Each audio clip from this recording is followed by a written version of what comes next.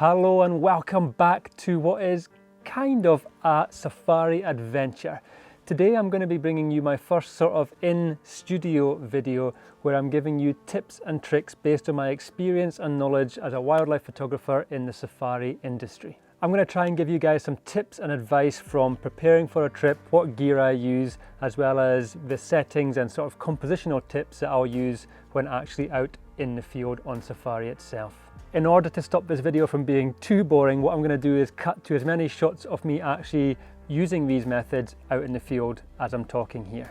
So I've come up with a total of 10 different things, and let's get cracking with number one, which is, where do you want to go? What do you want to see? Africa is a huge place with many different species, many different events, many different landscapes, and also different seasons. So you might want to think about exactly what it is that you want to get from your trip when researching what time of year to go and where to go. If you want those dramatic storms and rain clouds, then you're going to want to come in the rainy season. If you want to be guaranteed that beautiful golden light morning and afternoon, you might want to consider coming in the dry season. When I first came to Africa, I was under the illusion that everywhere was going to be those wide open savannas, but it's actually not the case. There are many places which have thickets, woodlands, as well as these open areas. So consider what kind of landscape you want to shoot in as well.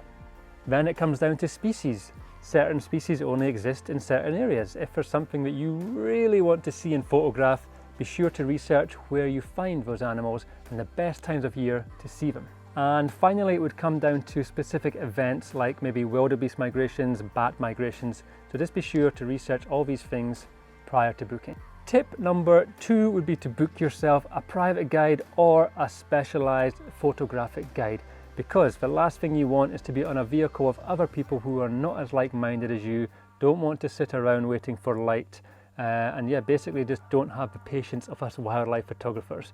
So what you really want to do is either be in a vehicle by yourself or be in a vehicle with people who are all like-minded individuals. Tip number 3 is where we're going to start talking about gear. Now, I know people are always getting mad on gear, and does gear matter? The more money I've spent on gear, the more I've seen my photography improve, but also the more money I spend, the smaller these improvements become within your images. So if you've got like a mid-range camera and lens, you're still going to be able to grab some fantastic images on your safari. With regards to your camera body, I'd be looking for something with a reasonably high frame rate so that when there's action going on, you can just hold down that shutter and it gives you a much better chance of capturing the perfect moment. You might also want to get something which performs quite well in low light with high ISOs. When you're shooting wildlife, the light can quite often be very low and your ISOs are normally cranked pretty high with the fast shutter speeds. So having a sensor within your camera which can deal with those high ISOs is also going to be something which will benefit your photography. Tip number 4 is where we start talking about lenses. When I first came on safari, I was shooting with my 100-400, and to be honest, I wouldn't recommend anything less than a 100-400 for safari. Even then, I was also using my 1.4 teleconverter, which I still use now and then with my Sony 200-600 lens.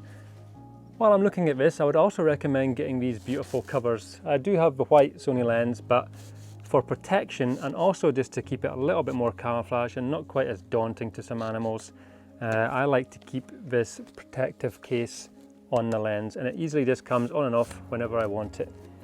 So yeah, a 200-600 or a 100-400 is going to see you right in most situations, and I think if you don't have anything like a 100-400, you're really going to wish that you had that extra reach when you're on some sightings here.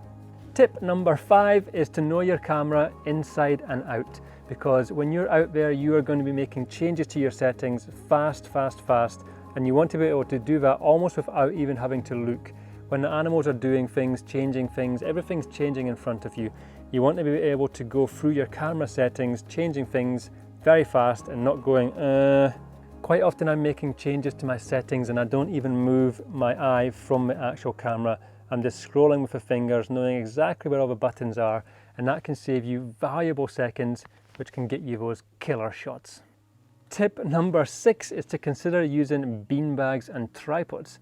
So before you actually leave, it's worthwhile messaging your lodge and seeing if they do supply beanbags on their vehicles.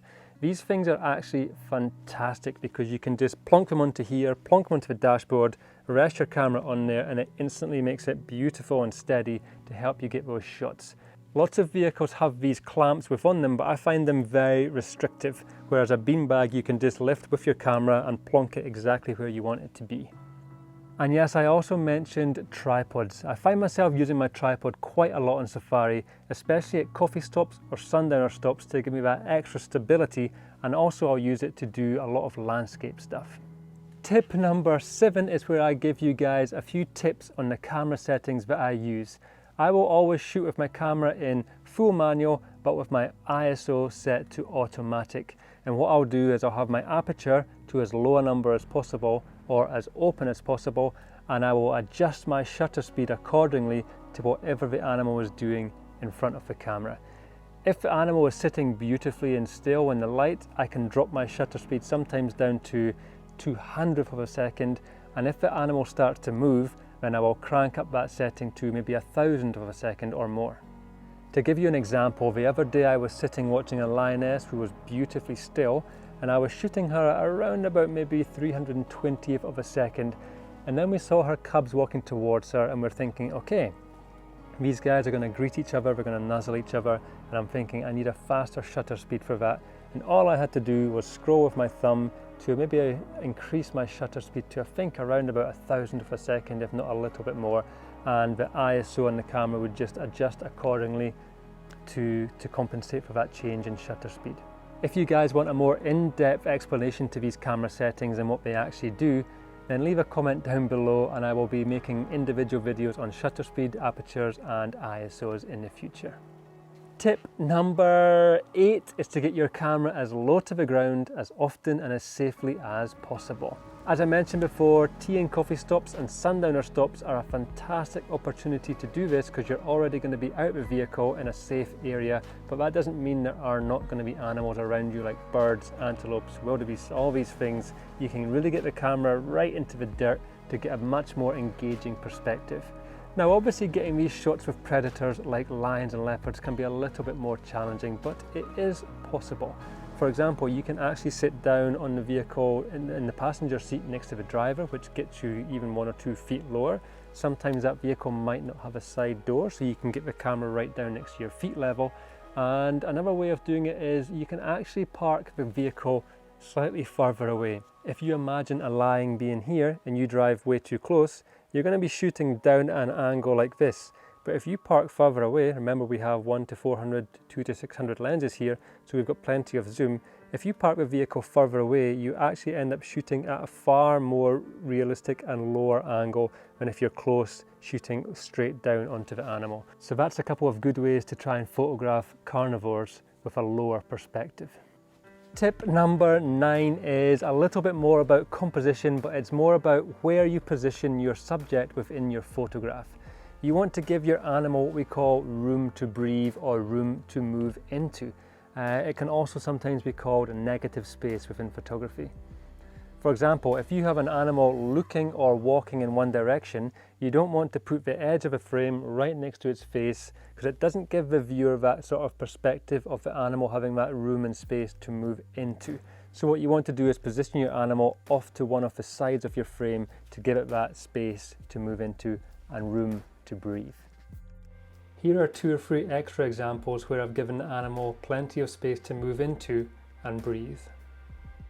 And while we're talking about composition, I would also recommend not always shooting those tight portrait shots, which is a sort of trap that I fell into when I started photography. When you are in a beautiful place, you want to actually capture the animal within its environment.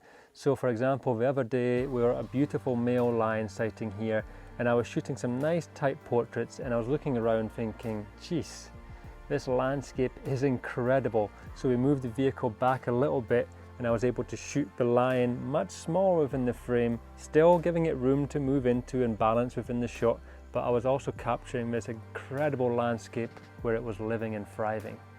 Tip number 10 is one of the most important things, and that is to be an ethical wildlife photographer.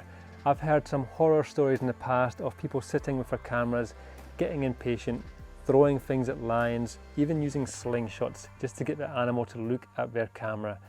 Try to remember that when you're out there, you are a guest in these animals' homes and you should act that way and treat them with dignity and respect. And to be honest, quite often when I've done that, I've found that I've been rewarded with some of the best shots I've ever taken.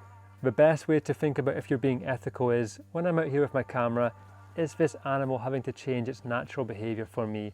And if it is, then there's a good chance that what you're doing isn't very ethical. Jeez, there is a bird out there which is chirping away, but I will be very ethical and I'll leave it to do whatever it wants to do. But anyway, that is pretty much the end of this sort of studio-based safari adventure. I hope you guys liked this content. If you did, then please drop down, give this video a like and a comment, as well as clicking that subscribe button and that notification bell. And if there's any of these topics that you want me to go into more in depth with, then please also include that in your comments, and I'll be sure to try and make some more videos like this in the future, where I maybe go into a little bit more detail. Thank you very much for joining me on this studio-based safari adventure, and I shall see you very soon on the next one. I'm off on game drive. Ciao.